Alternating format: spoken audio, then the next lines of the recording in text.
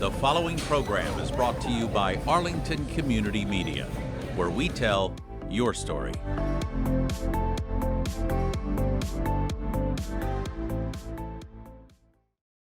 This is ACMi News, recognized nationwide as the first place winner of the 2023 Hometown Media Award for News Access. More than 1,000 petitioners take their case before the Select Board this week. They're demanding some quick solutions to the dangers along the Park Avenue corridor, a stretch of road that has seen more than 70 accidents in the past 3 years alone. Forget spring, that's too far away. But town leaders do say, if the community works together, we can all make it safer for everyone after we're hit with a winter blast. Some tips are coming up next. 60 years ago, the world was transformed as four lads who shook the world made their presence known in the U.S., and we have not been the same since. We talked to two area Beatles historians who discussed the impact of February 9th, 1964, when the Beatles performed before a record TV audience of 73 million people. ACMi News is next. From McLennan Park to Spy Pond, from Poets Corner to the Mystic River, we have Arlington covered, giving you stories that count from people who care. Reliable, trustworthy, dependable. This is the nationwide award-winning ACMi News. Some residents call it the intersection of doom, that dangerous intersection at Park Ave, Paul Revere Road, and Wollaston Avenue. Hello, I'm James Milan. And I'm Summer Maxwell, so glad you could join us. More than 1,000 Arlington residents signed a petition demanding increased safety measures at that intersection, and they took their case to the Select Board on Monday, January 22nd. The petition comes after several accidents in only the past month and a half that injured pedestrians as they tried crossing Park Ave. And the numbers don't lie. Transportation officials say in the past 3 years alone, there have been more than 70 motor vehicle accidents along Park Avenue. Which is why residents want enhanced safety measures in place along that corridor by the end of this year. Here's ACMi News Director Jeff Barnt. More than 1,000 Arlington residents have signed an online safety petition that was taken before the Select Board on Monday, January 22nd. They're demanding measures to make this area safer for pedestrians, motorists, and bicyclists alike, and they want it done quickly. The Select Board unanimously supported the petition, which cites a disturbing history of crashes along the Park Avenue corridor, and namely this very intersection that connects Park Avenue with Paul Revere Road and Wollaston Street. You may recall retired school teacher Linda Cohn was struck by a vehicle as she made her way across Park Avenue in the crosswalk on November the 19th of last year. Now, Miss Cohen was leaving a church fundraiser that she organized when she was suddenly struck by the car. Arlington Police Captain Richard Flynn says his department and state police are currently investigating and that law enforcement is in touch with the district attorney's office regarding this case. Residents living in this area of Arlington say, unfortunately, accidents like this are nothing new, and that other incidents like this have occurred at this very intersection. In one case, it was another Park Avenue congregational parishioner struck by a motorist on New Year's Day at this very same crosswalk. No word on their condition. Meanwhile, the Select Board spent roughly an hour on the topic of safety measures on Arlington streets on Monday night. The lengthy discussion included the church pastor who tended to Linda Cohn following the Park Avenue accident back in November. Her accident was frankly traumatizing for me and several other church folks who were there when it happened and responded to it, because I watched somebody that I love almost die that day. 2 months later, after surgery and a lengthy hospital stay and ongoing inpatient rehab, Linda continues to recover. This has in many ways derailed her life and her family's lives, not to mention all the ways the church has been affected. When we started this petition, I kept saying I didn't want to see this happen to anyone else. Unfortunately, another pedestrian was hit on New Year's Day in that same crosswalk, and there have been other vehicular accidents as well. Yeah, so as Leah said, this has sort of been an ongoing issue. My parents bought a house one lot off Park Ave in 1980, and as part of the welcome to the neighborhood, they were told, don't let your kids ever cross Park Ave, right? I've talked to people who, back decades before that got the same kind of message. So this has been something that's been going on for a while. The photos we have here are literally just the past 2 years.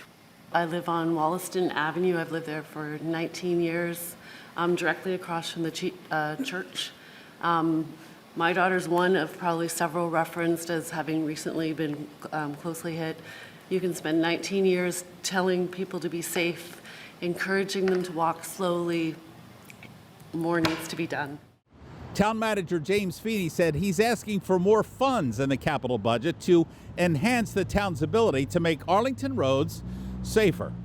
You know, we heard about 2 pedestrian strikes at this one particular intersection. I will note the town also did have 2 other pedestrian strikes since November. That is a pretty significant uptick, and I think it does speak to, you know, distractions with driving and a number of other things that have occurred. So having those 4 accidents take place really, you know, sort of struck a lot of staff, especially within the police department, and they've been working with our communications folks to launch a public safety campaign, which, you know, I just noticed is now on the town's website banner, but will be launched via social media, and then we'll be trying to get our digital message boards out there as well.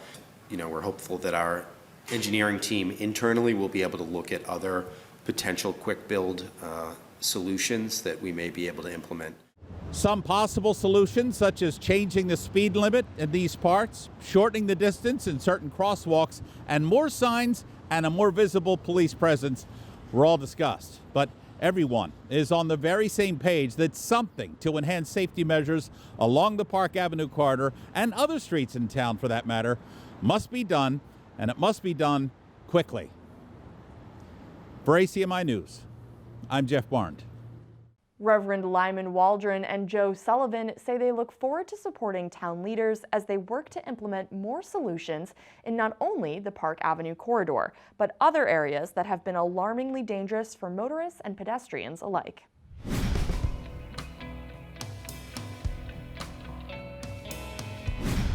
Arlington now has a new assistant director of the town's Department of Planning and Community Development. She is Sarah Suarez, and she'll be helping out with management, oversight, and department initiatives like the town's master plan. Ms. Suarez will also be responsible for the town's affordable housing efforts. In the past decade, Suarez has served as a real estate advisor in Arlington, where she analyzed zoning regulations and assisted clients with zoning analysis and special permits. Suarez holds a master's in urban and regional planning from Florida Atlantic University and a Bachelor of Arts in criminal justice from the University of West Florida. Sarah Suarez began her role as Assistant DPCD Director last month. Arlington's so-called master plan is the town's guide for maximizing land use and development decisions. Its purpose is to come up with the best ways to enhance commerce and generally make Arlington a great place to live and grow. How to improve things in Arlington Heights is just one offshoot of the master plan. And Arlington's Director of Planning and Community Development is shining a white-hot spotlight on the Heights to see what improvements can be made. Claire Ricker is considering factors like zoning, design standards, parking, more attention to the state-owned Arlington Heights busway, and other local regulations. Ms. Ricker told me recently that she's looking to create one entirely new business area to replace the existing business districts. The Heights Neighborhood Action Plan, again, which was a product of the master plan, is a reboot from 2019. This was a planning effort that was done with business owners and residents in the Heights to think about the future of Arlington Heights and what exactly could be a public plan or a public intervention to spur development up there and to sort of enhance an existing business district. So this morning, in fact, I met with the Arlington Heights Business Association to review the plan goals and to talk about next steps. And next steps for the Arlington Heights Neighborhood Action Plan will be bringing forward, not at this spring's town meeting, but we think town meeting 2025, a zoning proposal to consolidate the 5 business districts right now that are represented in the commercial areas in Arlington Heights and consolidate them under one business district, an Arlington Heights Business District, which will allow us to address issues that are important to residents certainly, but definitely to the business owners up there, things like parking and signage and storefronts. those sorts of things. And so, we're looking to re-engage with the public about, over that plan. Like I said, I met with business owners this morning, but we will also be out and about at Heights events and meeting with the community and folks in the neighborhood about what it will take for us to bring this zoning proposal forward and to garner support, really, to simplify development strategy up there so that we can get even more great businesses and new prospects. You may recall the town's master plan was adopted by the town's redevelopment board and endorsed by town meeting 8 years ago. To find out more about the plan and specifically what's going on in the Heights, just go to the town website, arlingtonma.gov/economic development. Again, that's arlingtonma.gov/economic development. A public hearing to review requests for community development block grant funding will take place at the Select Board meeting Monday, February 5th. Department of Planning and Community Development staff and groups requesting CDBG funding are expected to attend the virtual meeting to provide updates on all requests. The application period closed last week. Arlington's CDBG program Year 50 begins July 1st of this year and concludes in June 2025. The CDBG program was created in 1974 to help provide for decent housing, suitable living environments, and economic opportunities, principally for low and moderate income persons. Among other things, the grant funding would help support projects like affordable housing, economic development, parks, public facilities, and infrastructure. For more information on the upcoming 50th year for this program, just go to the town website, arlingtonma.gov/CDBG. Again, that's arlingtonma.gov/CDBG.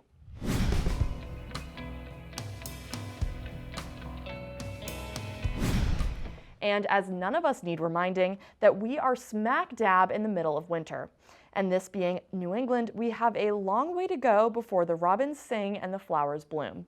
So what can we do as a community to make things as safe and easy as possible to navigate through these winter weather weeks, or maybe even months? Here's ACMi News Director Jeff Barnes with some tips. After what we've been through with the bitter cold temperatures last week, we don't need reminding that spring is just a pipe dream for now, and that we're in for some all-American New England winter weather in the coming weeks. High winds, ice, snow, you know the drill. And until March 19th, the first day of spring, and most likely way beyond that date, town leaders would like to highlight some winter advisories. During the winter snow and ice season, residents are reminded to use a lot of caution when traveling during and after a snow and ice event. Just use common sense behind the wheel, for instance. Slow down and pack your patience. After a winter storm, property owners are reminded to keep public walkways clear in accordance with the bylaws, which require residents and businesses to remove snow and ice from any sidewalks abutting their property following a winter storm. Residents have 8 hours during daylight to remove snow and ice from abutting paved sidewalks after a winter storm. Property owners of any residential apartments or condominiums abutting paved sidewalks have 3 hours to clean up that winter mess. Also, if you live on a corner, please don't forget to cut a path to the street so pedestrians can safely cross all the throughways as they're trying to get home or work. It's also prohibited to move snow into the roadway. Failure to comply with these bylaws can cost you a fine of $25 to $50 a day. You can also assist in the snow removal operations. How? Motorists are encouraged to park their vehicles off the street during storms so that public works crews can do their job of removing snow more efficiently. Arlington's fire department, meantime, requests that residents and business owners adopt a fire hydrant in their neighborhood. And when it snows, to take the time to shovel around it as well as to it so fire crews can get at it immediately just in case of an emergency. Also, if you have nearby storm drains, make sure they are clear of leaves and any debris to prevent any flooding, which obviously in the cold temperatures would freeze. And as always, it's good to check on your neighbors who may need some assistance during those crucial hours during a winter storm. Now, town leaders say if you have a life-threatening emergency, obviously call 911. For downed or low-hanging wires, call 911 and treat all downed wires as they were live electrical, and obviously stay away from them. For non-life-threatening emergencies such as flooding, you're asked to call Community Safety Dispatch, the Arlington PD, at 781-643-1212. Again, 781-643-1212. And for more information about trash and recycling pickup during a winter storm, school closings, and emergency parking bans, as always, just go to the town website, arlingtonma.gov. Again, the town website is arlingtonma.gov. For ACMi News, I'm Jeff Barnes. In just 2 more weeks, we will be celebrating a seminal moment in history. Seminal when it comes to music, fashion, hairstyle, and culture. It'll be 60 years since the Beatles shook the world when they performed for the first time in the United States on The Ed Sullivan Show on February 9th, 1964. For those lucky enough to remember, are we lucky? It was a seismic shift in the world of music in the 1960s, and its effects are still being felt today. ACMi's Jeff Barnes talked to media personality Chachi LaPrette and Beatles magician John Logan. Yep, there's a Beatles magician, who are frequent entertainers at the Regent Theater right here in Arlington, about the profound impact of that February date all those years ago in 1964. Ladies and gentlemen, the Beatles!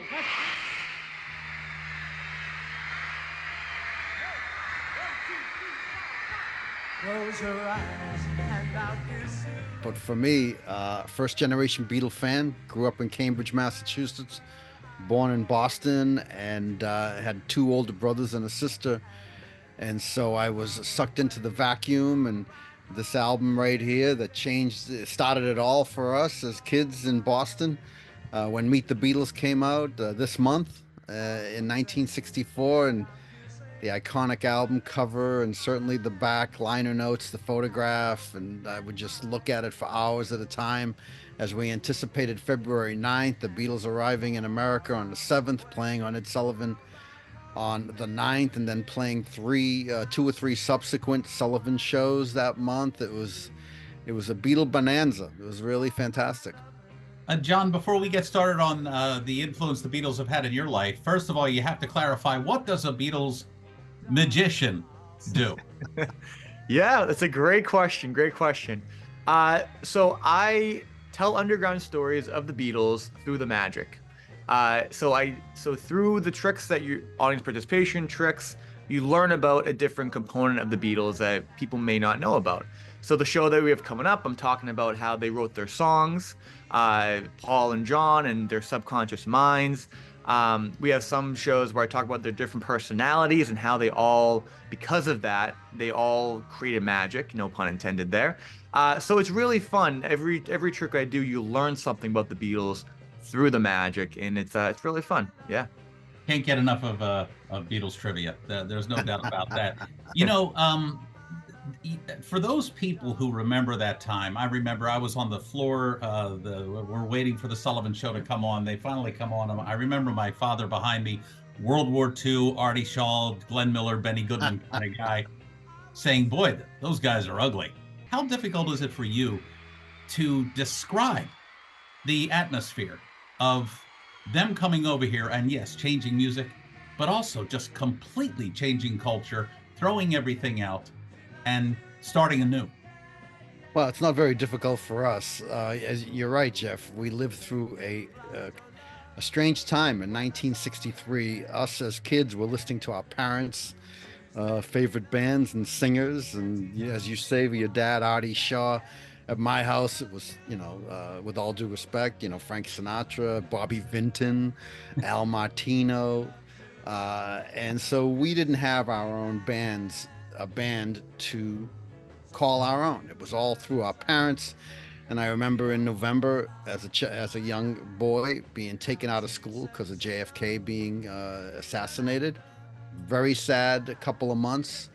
But then something changed. The stars were aligned. 4 guys out of Liverpool. Truly phenomenal talents in that one seaport town where it could have happened anywhere in the world. And it was just, the stage was set for them to arrive. It was an entirely new sound. When you listen, even today, when we listen to I Want to Hold Your Hand, it takes me right back to 64. I've never heard a sound like that before. And for me, and Jeff, you you had your parents. My mother was totally, forthcoming. It's like, yeah, you should enjoy this. You should pursue your pleasure. She would say to me later on, how come, you know all these words to songs, but you can't get your math together at school, and my father would always just, we'd always butt heads because I wanted to have a Beatle haircut. And boy, you couldn't have one back then because that was a terrible thing, the hair being long. And look at the hair today, Jeff. So for me, it was life-changing. It helped me, as well as many other people all around the world, pursue their own, careers in life. Mine was based on the love of the Beatles. And here I am, over 40 years on the radio, Breakfast with the Beatles, over 25 years. I'm living a dream. And you see my environment, it's all about the Beatles. And here we are 60 years later. Who's right? Here we are 60 years. So we have prevailed, the Beatle fans of the of 1960s.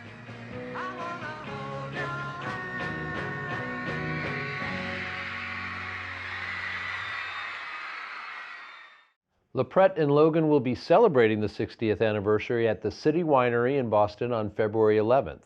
And they'll be coming to the Regent here in Arlington later this year. For more information on their 60th anniversary show this February 11th, just go to cometogetherproductions.com. That's all one word, cometogetherproductions.com. ACMi TV is just wrapping up a short film produced right here in Arlington. It's called Mayor, with an exclamation point, produced and directed by ACMi volunteer Mazen Abu Khalaf, and stars ACMi staff members, volunteers, interns, you name it. Filming was completed earlier this week, and now it's on to post-production. The young filmmaking prodigy gives us an idea of what Mayor is all about. So I've been working on my film for the past year or so. It's called Mayor. It's a comedy about a mayor who can't make any decisions. We're about to film our last few scenes with actors. It's a comedy. It's very absurd. None of it makes sense, but that's okay. It doesn't have to make sense. I'm really excited to be able to show it to everyone when it comes out. This is my first real short film. I've made some other very short skits and stuff before, but this is the first time that I've actually sat down, come up with a story, and gotten actors and done the whole 9 yards to get everything how I wanted it. So it'll be released sometime in March. We don't have a date for it yet, but hopefully we'll get a premiere in some theater. I'll be definitely doing a lot of advertising and promotion for it, so we'll be looking forward to that March release. Mazen says there were many funny outtakes in the making of this film, and that now he has the goods on all of us. It was a lot of fun to make.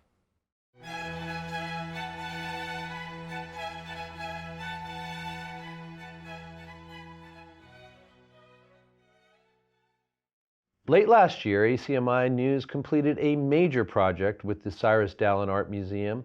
Most of 2023, we pieced together a major oral histories project which focuses on one of Arlington's favorite sons, the renowned sculptor Cyrus D. We helped tell the story of Mr. Dallin through the eyes of area residents who came in contact with this master artist and have a fascinating story to tell. This week, we feature a first-hand account from a young girl who, in the early part of the 20th century, was lucky enough to pose as a model for the master artist. This story is read by a co-founder of Arlington's Dallin Art Museum, James McGuff. A one-paragraph handwritten paper was sent to the museum, and it was written by Mrs. Mary Dick, who was a member of the Arlington Women's Club, about her experience of posing for Cyrus Dallin in his studio. You have the pleasure of myself to read it for you. Everybody loves a baby, that's why I'm in love with you. Pretty baby, and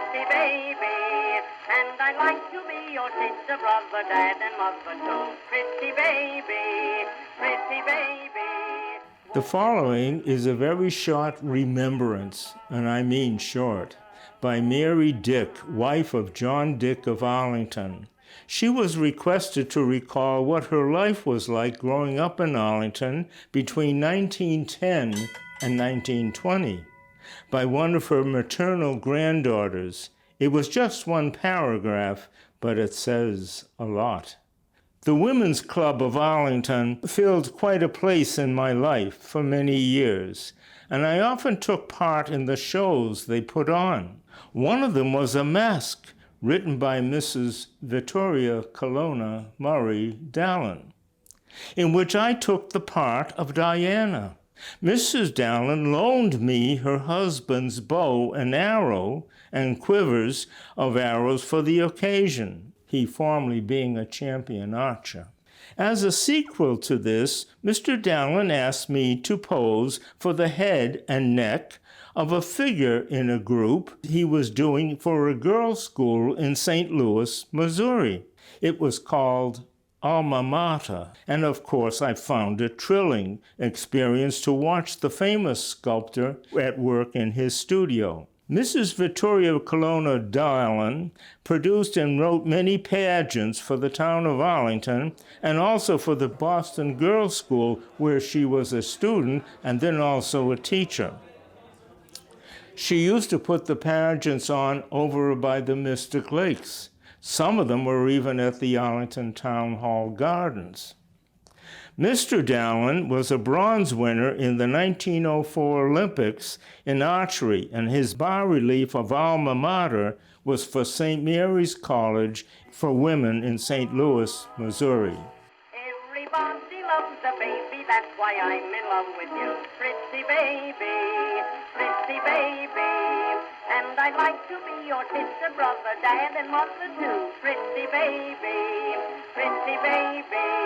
Won't you come and let me rock you in my cradle of love, and we'll cuddle all the time. Oh, I want to love and baby, and it might as well be you. Pretty baby of mine.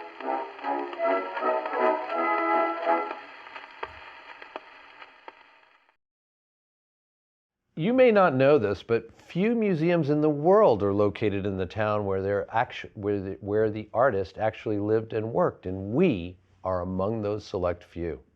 For more on the life and times of Cyrus Dallin, just go to the website of the Dallin Art Museum, dallin.org.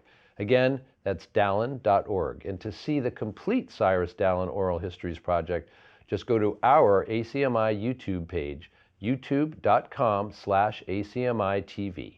Again, that's youtube.com/ACMiTV. And that'll do it for this week's edition of ACMi News. I'm James Milan. And I'm Summer Maxwell. Thanks as always for joining us. Do you want to see how we put together the newscast here in Arlington? Stop by and pay us a visit right here at 85 Park Ave on Thursday afternoons between 3 and 5 p.m. And if you have any news tips for us, stay tuned. In just a few seconds, you'll find out how to contact us. In the meantime, stay warm, and we will see you back here next week. Take care, everybody. Bye-bye. You can always check out our latest segments and newscasts on the web at acmi.tv/news. And don't forget to like us on Facebook and follow us on Twitter and Instagram at ACMi News. Make sure to subscribe to our YouTube channel as well. You'll find us at youtube.com/ACMi News. If you have any news tips for us or wish to become a citizen journalist, we'd love to hear from you. Email us at news@acmi.tv or stop by ACMI Studio A at 85 Park Avenue.